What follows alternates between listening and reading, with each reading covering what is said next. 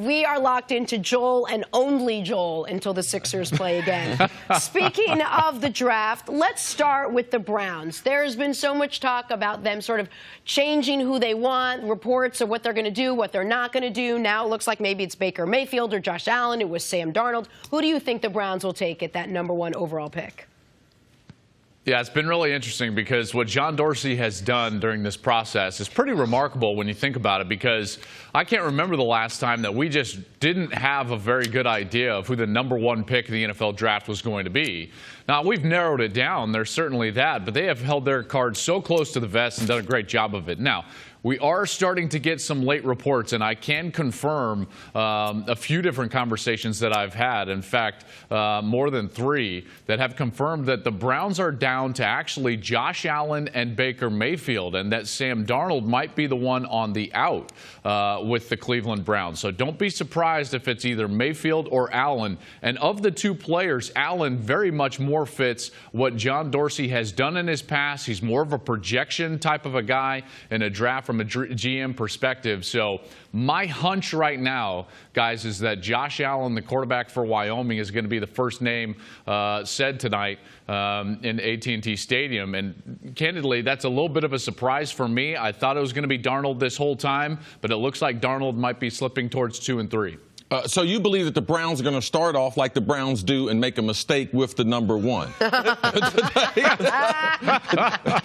Right? So Browns start off. I mean, Joel Klatt, if you have the #1 pick, what quarterback are you taking? I'm taking Sam Darnold. I mean, listen, he's the safest player, and they cannot miss on this. Bottom line, I mean, they've had 24 quarterbacks since 2000.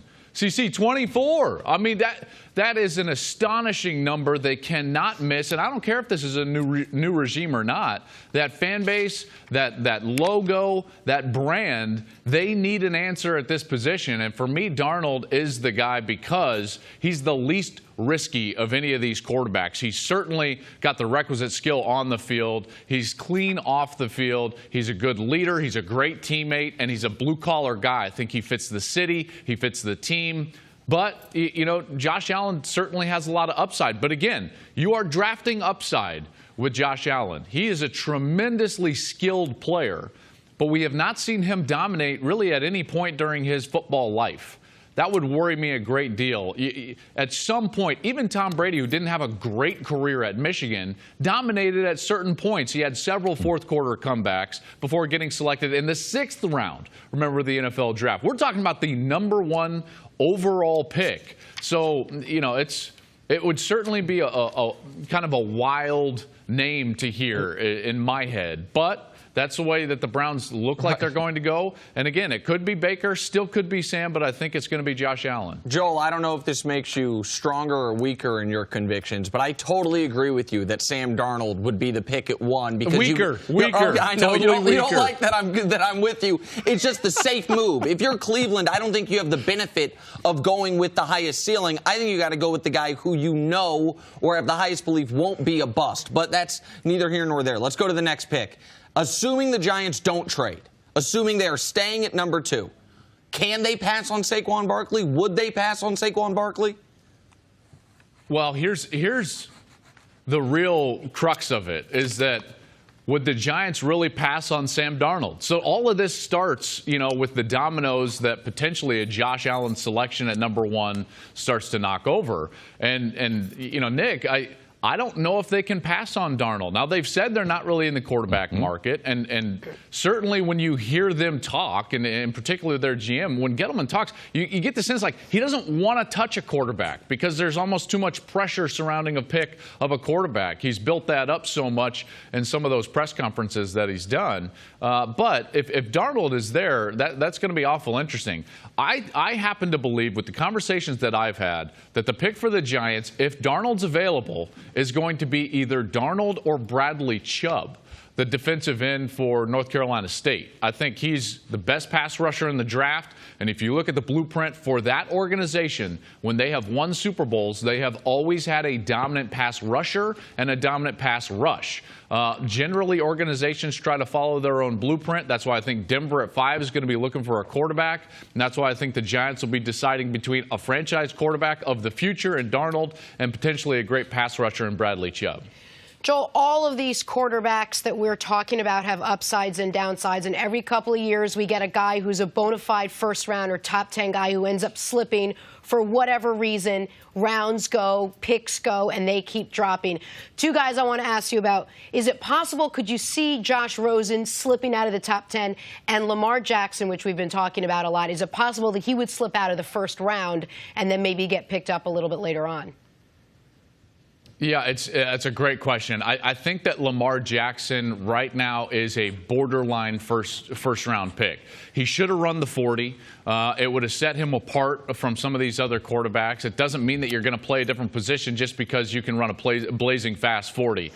So that's a little bit concerning. He definitely improved as a passer enough to get selected very high. His tape is remarkable. That tape is going to save him in a lot of respects because this draft process has not gone all that well with him from a PR standpoint, from a representation standpoint, and certainly from kind of the stance that he doesn't want to play another position, i.e. doesn't necessarily want to help the organization in whatever way he can. He's a great player. I love his ability as a quarterback, but right now I think he's kind of a fringe first-round pick. Now, the slide for potentially Josh Rosen, I don't think it's there.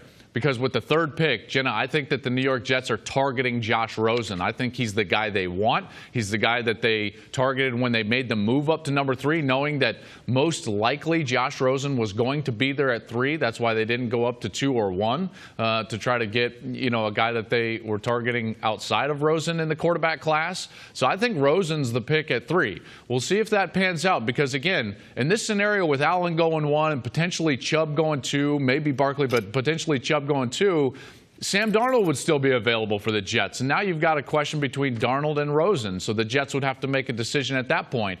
But I think the slide, which is crazy to me because he's the safest pick, could be Darnold. If he won't get past 5, but we're talking about a guy that really should get selected number 1, and if he doesn't, I think to me that's a slide. But I don't think Rosen's in terms of a slide. I don't think he's getting past 6. So I don't think he's going to get on one of those Aaron Rodgers-esque kind of sitting in the green room waiting for, what was it, 24? The worst, if I'm not Joel. mistaken. It's the worst. Yeah, Joe, I think it's very intriguing that you have Sam Darnold potentially being the guy who slides compared to Rosen, but which team, since you're there on the ground in Dallas, which team do you think might take that chance and move up? And when these quarterbacks begins to slide, they jump on that quarterback. I think it's Buffalo. CC, they have the ammunition, right? They've got all those picks built up that they can move up with. The most picks in the top, 100 picks in this draft.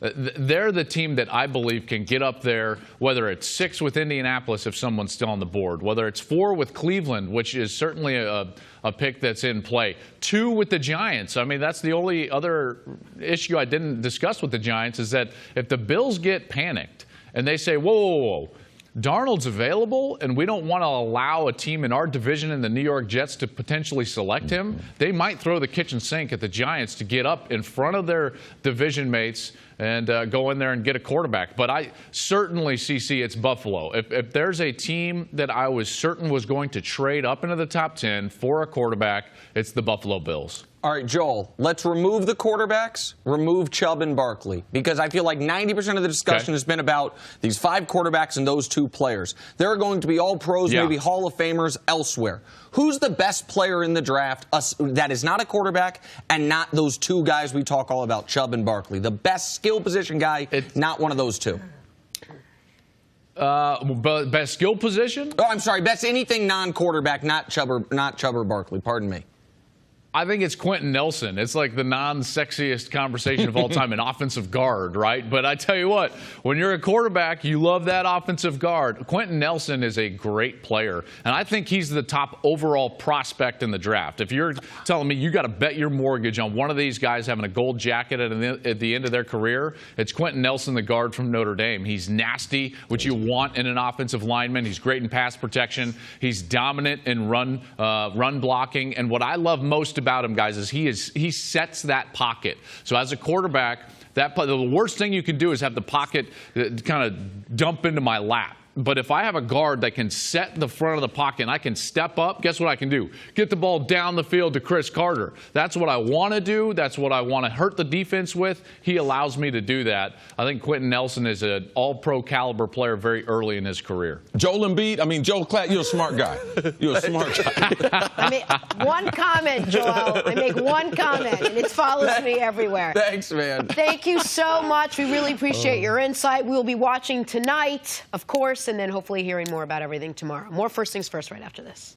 Thanks for watching. Subscribe here to get the latest from the show. Also, be sure to check out more of the best clips from First Things First, or go watch a few segments from our other shows on FS1.